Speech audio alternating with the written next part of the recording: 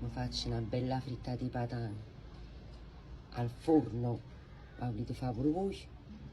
E già, pigliate carta e penna e venite a presa a me. Quando qualcuno dice vicino a voi, Maron, pigliate a te, pigliate una patana e facetevi una rattata.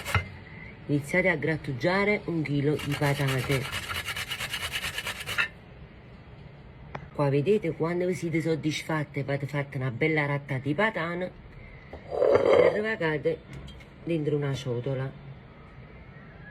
Aggiungete 150 grammi di farina di maizena oppure 200 grammi di farina normale 00 e 3 uova, pepe e un cucchiaino di sale, cascata di parmigiano reggiano,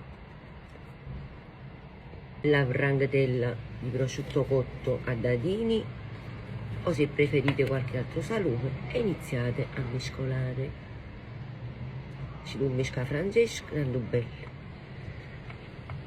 Nel frattempo accendetevi il forno a 175 gradi. Devono essere a crudo, ma scordatevi di dire. Adesso pigliate un bello rutello, vedete? Questo è da 24 cm.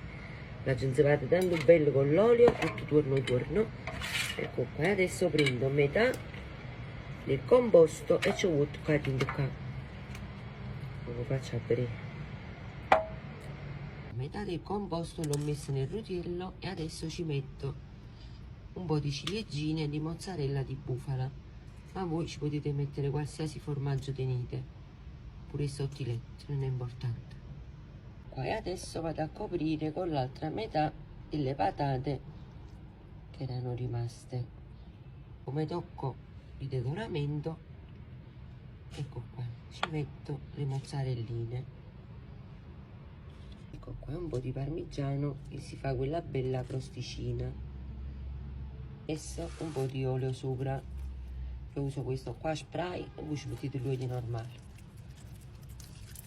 In forno a 175 gradi per 50 minuti, ogni tanto la da un occhio.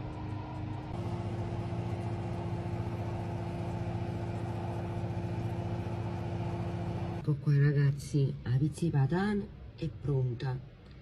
Assaggiamo e assaggiamo.